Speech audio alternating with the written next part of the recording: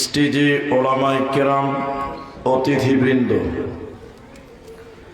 আমার সামনে বসে থাকা দিনদার ইমানদার মুমিন ভাই সকল, দোয়ার কান্টারি মুরব্বী সমাজ, স্নেহের কচি কাঁচা, পর্দার অন্তরালে বসে থাকা মুমিনা সলেহা মা ও বোনেরা, প্রাণ প্রিয় গ্লাহাবাড়ি, জিয়াপোখর, কিষানগঞ্জ বিহারবাসী, প্রশংসা সেই মহান মনিবের দরবারে যে আল্লাহ তাবারাক ওয়া তাআলা আমাদেরকে এক মাদ্রাসা কেন্দ্রিক আয়োজিত মাহফিলে বসিয়ে কোরআন এবং হাদিসের আলোচনা করার, আপনাদের শ্রবণ করার যিনি তৌফিক ইনায়াত করেছেন, সেই মহান মনিবের দরবারে শুকরিয়া আদায় করি। আমরা সকলেই একবার বলি আলহামদুলিল্লাহ। দরুদ ও সালাম বর্ষিত হোক সরকারে কায়নাত, তাজদারে মাদানী, নবী কুল শিরোমণি, ইমামুল আম্বিয়া, নবী মক্কি, নবী মাদানী, নবী আহমদ, নবী মুহাম্মদুর রাসূলুল্লাহ সাল্লাল্লাহু আলাইহি ওয়াসাল্লাম। আল্লাহুম্মা আমিন। আল্লাহুম্মা সাল্লি আলাইহি, আল্লাহুম্মা বারিক আলাইহি। মোহতারাম ভাইও, আজিজ ও বুজুর্গ দোস্ত, আমি কোরআনুল কারীম সূরা গাসিয়া থেকে একটি আয়াত, সহিহ বুখারী থেকে ৭২৮০ নম্বর হাদিস অসমাপ্তভাবে পাঠ করেছি। উল্লেখিত আয়াত এবং হাদিসকে কেন্দ্রবিন্দুর মধ্যে রেখে আমি বহু দূর সফর করে এসেছি। কিছু কথা আপনাদের সামনে রাখবো, যদি আল্লাহ তৌফিক দেন তো। আলাইহি তাওয়াক্কালতু ওয়া ইলাইহি উনীব। মুহতারাম ভাইও, বুজুর্গ দোস্ত, আমি আপনাদের সামনে একটি হাদিসের উপরে বক্তব্য রাখব। সেটা কি? কিয়ামতের দিন মানুষকে আল্লাহ তাবারাক ওয়া তাআলা ৫টি প্রশ্ন করবেন। প্রত্যেক মানুষকেই ৫টি প্রশ্ন করবেন কিয়ামতের ময়দানে। যতক্ষণ পর্যন্ত সেই ৫টি প্রশ্নের উত্তর দিতে না পারবেন, অতক্ষণ পর্যন্ত জান্নাতের দিকে এক কদম, এক পা আগাতে দেওয়া হবে না। সেই টাইমটা অনেক জটিল, অনেক কঠিন। যেমন আজকের দুনিয়াতে সূর্য আমাদের মাথার উপরে রয়েছে, কিন্তু আপনারা যারা বাংলা বুঝেন তিনারাই বলেন। এখন আপনাদেরকে যদি জিজ্ঞাসা করি যে সূর্যটা আপনার মাথার কপর কত উপরে আছে সূর্য, আপনারা কেউ বলতে পারবেন? কেউ জানেন কত উপরে আছে? জানেন না। আজকে কোটি কোটি লক্ষ লক্ষ কিলোমিটার উপরে সূর্য থাকার পরেও আজকের দুনিয়াতে আমরা সূর্যের তাপ সহ্য করতে পারি না। রোদে যদি আপনি দুপুর বেলায় যান তা আপনি সহ্য করতে পারবেন না, মাথা মনে হচ্ছে পুড়ে যেছে, এত তাপ। কিন্তু কিয়ামতের দিন সূর্য এত উপরে থাকবে না, ১ মাইল উপরে চলে আসবে। মতান্তরে মানুষের মাথার ১ হাত উপরে চলে আসবে। সেই সূর্যের তাপে মানুষেরা থাকবে।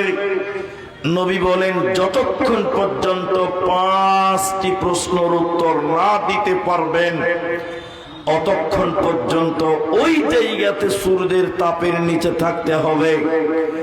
সূর্যের তাপে মানুষের মগজগুলো টকবক টকবক করে ফুটবে। সূর্যের তাপে মানুষেরা ঘেমে একাকার হয়ে যাবে। সেদিন আপনাকে, আমাকে, সবাইকে আল্লাহ ৫টি সওয়াল করবেন, প্রশ্ন করবেন। হে মুসলমান, তুমি উত্তর রেডি করে নাও। অন্যথায় কিয়ামতের দিন বাঁচার উপায় হবে না। আল্লাহ নবী বলেন, লা তাযালু কদমা ইবনে আদম, নবীজি বলেন কিয়ামতের দিন মানুষেরা এক কদম আগাতে পারবে না, বাড়তে পারবে না, যতক্ষণ পর্যন্ত মানুষেরা 5টি সওয়ালের উত্তর না দিতে পারবে। জান্নাতের দিকে আগাতে আল্লাহ দেবে না, যাবে না, পারবে না। ওই 5টির ভিতরে প্রথম নম্বর নবী বলেন, আন উমরিহি ফীমা আফনাহু। প্রত্যেকটা মানুষকে আল্লাহ কিয়ামতের দিন জিজ্ঞাসা করবে, বান্দা পৃথিবীতে 70 বছর বেঁচে ছিলে তুমি, পৃথিবীতে 80 বছর বেঁচে ছিলা তুমি বান্দা, এই 80 বছর সময়টা কেমন করে কাটিয়েছ বলো। প্রত্যেকটা মানুষকে তার সময়কে আল্লাহকে তিলে তিলে তিলে তিলে বুঝিয়ে দিতে হবে। এজন্য মুসলমান, তুমি 70 বছর দুনিয়াতে ছিলে, এই 70 বছর কেমন করে চলবে এই বিষয়টা আল্লাহকে বুঝিয়ে দিতে হবে। যে ব্যক্তি বুঝাতে পারবে না ও জান্নাতে যেতে পারবে না। এজন্য নবীজি বললেন, শোনা, لا تزال قدم ابن آدم يوم القيامة من عند ربي حتى يسأل عن 50 عن عمره فيما أفناه। প্রত্যেকটা বছরে 12টা মাস ছিল, প্রতিটা মাসে 30টা দিন ছিল, প্রতিটা দিনে 24টা ঘন্টা ছিল, প্রতিটা ঘন্টাতে 60টা মিনিট ছিল, প্রতিটা মিনিটে 60টা সেকেন্ড ছিল, 1 সেকেন্ড 1 মিনিট 1 ঘন্টা 1 দিন ধরে এরকম তিলে তিলে তিলে তিলে আল্লাহকে বুঝিয়ে দিতে হবে। এজন্য তোমার এই মূল্যবান টাইমটা অনেক গুরুত্ব রয়েছে। এই টাইমটাকে সঠিক কাজে লাগিয়ে দাও। প্রত্যেকটা মানুষকে আল্লাহ তার লম্বা হায়াত সম্পর্কে প্রশ্ন করবেন। হে বান্দা, তুমি 80 বছর বেঁচে ছিলা, তো 80 বছরটা কিভাবে পার করেছো বলো। আমি আল্লাহকে মেনেছিলা কিনা বলো, আমার নবীকে মেনেছিল কিনা তুমি বলো। 70 বছর, 80 বছর, 50 বছর যতদিন দুনিয়াতে কাটাবেন, ওই টাইমটার হিসাব আল্লাহকে তিলে তিলে তিলে তিলে বুঝিয়ে দিতে হবে। এই জন্য নবীজি বলছেন, সময় একটা নিয়ামত, সময় একটা নিয়ামত। হাত ছাড়া হয়ে যাওয়ার আগে যে সময়টা পার হয়ে যাচ্ছে, এই সেকেন্ডটা যে চলে গেল, এই সেকেন্ডটা আর আপনি খুঁজে পাবেন না, ফিরে পাবেন না। এই জন্য সময়ের অনেক মূল্য, সময়ের অনেক গুরুত্ব আল্লাহকে বুঝিয়ে দিতে হবে। ভাই টাকাগুলো ধরেন, ওইদিকে ধরেন, বাচ্চা ছেলে দাঁড়িয়েছে তো ওইদিকে দাও, বাবু ওইদিকে দাও। তো এখন আপনারা যেটি মানুষ আছেন, আমার বাংলা আপনারা নিতে পারছেন কিনা জানি না। আপনার যে 70 বছর সময়, আল্লাহ যদি বলে, এ বান্দা 70 বছরের হিসাবটা আমাকে দে, দিতে পারবেন? বলুন, দিতে পারবেন? আল্লাহ যদি বলে, এ বান্দা তুমি 50 বছর বেঁচে ছিলা, এই 50 বছরটা আমাকে বুঝিয়ে দাও, 50 বছরটা বুঝিয়ে দাও। পৃথিবীর কোন মানুষ এই হায়াতটা আল্লাহকে বুঝাতে পারবে না, কারণ আমরা টাইমটাকে সঠিক কাজে ব্যবহার করি না। দ্বিতীয় নম্বর, নবীজি বলেন, শোনো, وعن شبابه فيما أبلغ। প্রত্যেক মানুষকে আল্লাহ কিয়ামতের দিন জিজ্ঞাসা করবে, বান্দা তুমি তোমার যৌবন সম্পর্কে আমাকে বুঝিয়ে দাও, যৌবন কালটা আমাকে বুঝিয়ে দাও।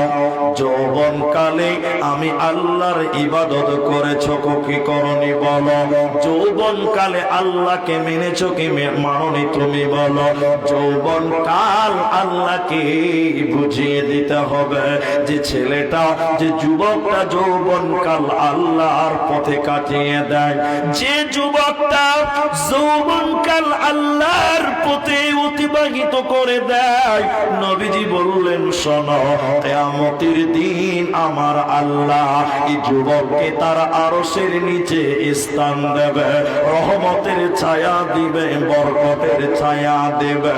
এজন্য যুবক রে, তরুণ রে, যৌবন কাল আল্লাহর ইবাদতে কাটিয়ে দাও। যে যুবক যৌবন কালে আল্লাহর ইবাদত করে না, এই যুবক কি আল্লাহ কিয়ামতের দিন জান্নাত দেবে না, পাবে না, মিলবে না। এজন্য নবীজি বললেন শোনো, ইগতানিম খামসান ক্বাবলা খামসিন, পাঁচটা জিনিসকে তোমরা গনিমত মনে করো, নিয়ামত মনে করো। এই পাঁচটার ভিতরে প্রথম নাম্বার নবীজি বললেন শোনো, শাবাবাকা ক্বাবলা হারামিকা, জওয়ানিকে নিয়ামত মনে করো, যৌবনকে নিয়ামত মনে করো, বৃদ্ধ হয়ে যাওয়ার আগে। যৌবনকাল নিয়ামত, যৌবনকাল আল্লাহর নিয়ামত। এই যৌবনকাল আল্লাহর পথে কাটিয়ে দাও, এই যৌবনকালে আল্লাহর ইবাদত করো, এই যৌবনকাল আল্লাহর পথে তোমরা অতিবাহিত করো। কিন্তু বড় দুঃখ লাগে, এটা হলো বিহার। আপনাদের দিকের যুবকেরা জানি না কেমন, কিন্তু বিভিন্ন জায়গায় ঘুরে দেখলাম বর্তমান সময়ের যুবক ছেলেরা সবচাইতে বেশি পাপের সঙ্গে জড়িত। বর্তমান সময়ের তরুণেরা, বর্তমান সময়ের যুবকেরা সবচাইতে বেশি পাপ করে। কিন্তু আল্লাহর নবী বলছেন না, যুবক তুমি যৌবনকাল আল্লাহর পথে কাটিয়ে দাও। এখনকার যুবকেরা আল্লাহকে মানে? এখনকার যুবকেরা আল্লাহকে মানে না, আল্লাহকে ভয়ও করে না। যেমন যেমন এদিকে লক্ষ্য করেন, তিনটে ছেলে একটা রাস্তা দিয়ে হাঁটছে, তিনটে ছেলে একটা রাস্তা দিয়ে হাঁটছে, তো হাঁটছে তো হাঁটছে তো এরকম বিড়ি খেতে খেতে হাঁটছে। আপনার দিকে ছেলেরা বিড়ি খায় না? এরা কথাই বলে না, বিড়ি খায় না আপনার দিকে? খেছে না? তিনটা ছেলে রাস্তা দিয়ে হাঁটছে, তো বিড়ি খেতে খেতে হাঁটছে, বিড়ি খেতে খেতে। আর সামনে দিক থেকে মুলবি সাহেব হেঁটে আসছে, মাদ্রাসার হেড মাওলানা। তখন দুটো ছেলে তাড়াতাড়ি বিড়ি ফেলে দিল, যে মুলবির সামনে বিড়ি খাবো বা। ও দুটো ছেলে বিড়ি ফেলে দিয়েছে, আর মাঝখানের ছেলেটা একদম শার্টের বুতাম খুলে একদম বিড়ি টানতে ধোঁয়া মারছে এরকম। বাকি দুটো ছেলে মাঝখানে ছেলেটাকে বলছে, হেই হেই বিড়িটা ফেল, মুলবি সাহেব আসছে, বিড়িটা ফেল। তো ছেলেটা বলছে, দূর খ্যাপা, আল্লাহকে দেখে ভয় করি না, তুই মুলবিকে কেন ভয় করবি রে? কত শিয়ানা দেখেন, বলছে আল্লাহকে দেখে ভয় করি না, তো মুলবিকে কেন ভয় করবি? বর্তমান সময়ের তরুণেরা, বর্তমান সময়ের যুবকেরা আল্লাহকে ভয় করে না, আল্লাহর ইবাদত করে না। কিন্তু নবী বলেন, যে যুবক যৌবনকালে আল্লাহর পথে চলবে, এই যুবককে আল্লাহ তার আরশের নিচে স্থান দিবে, আল্লাহ দিবেন, বলুন সুবহানাল্লাহ। কিন্তু আর একটা উদাহরণ দিলে বুঝতে পারবেন। এ ভাই এদিকে তাকান, আমার কথা বুঝতে পারছেন আপনারা? ডাব বুঝেন? ডাব, ডাব বুঝেন ভাই? ডাব বুঝেন? এদিকের লোক ডাব বুঝে না নাকি? যে তো কথা বলেন যে হ্যাঁ বুঝি। আপনাদের এই বাজার যেগুলো আছে আশেপাশে, এক একটা ডাবের দাম কত? কেউ বলেন ডাবের দাম কত? 100 টাকা আছে, 70 টাকা আছে ডাবের দাম, আছে না? কিন্তু এটা নারকেলের দাম কত? নারকেল কত? 30 টাকা, 40 টাকা। একবার নিজের বিবেককে জিজ্ঞাসা করেন যে একটা ডাবের দাম 100 টাকা আর একটা নারকেলের দাম মাত্র 40 টাকা কেন? তার কারণ হলো ডাব হলো যুবক। ডাব কি? যুবক, কচি। আর নারকেল বুড়া, থুপড়ি মাল। এ মালের দাম যুবকের চাইতে অনেক কম।